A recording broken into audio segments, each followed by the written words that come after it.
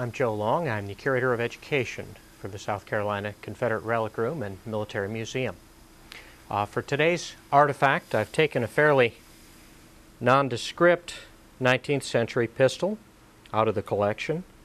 Not very expensive, produced in mass quantities, and very common in South Carolina during the Reconstruction era.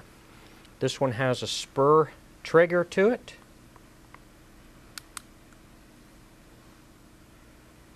Its loading gate is over on the other side here. And this is a small caliber weapon of a sort not given a great deal of respect in the 1870s. It is probably very similar to one carried by state newspaper reporter Alfred Williams. Now Williams, who had come into the state from elsewhere, reported how his editor and the editor of the News and Courier were expected to have a duel any day in the 1870s. Well, the duel never came off, but in the course of it he remarked that the editorial staff was expected to take an interest, as he put it. Of course, all of us were armed. At least I thought I was.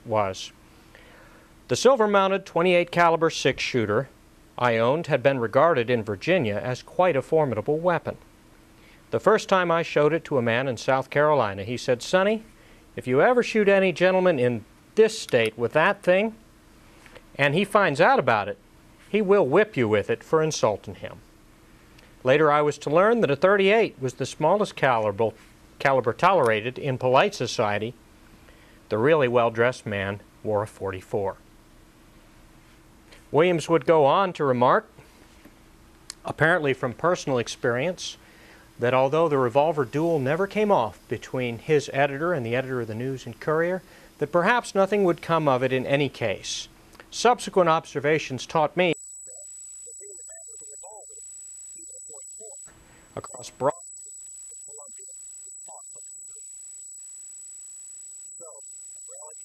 time, very different approach to journalism.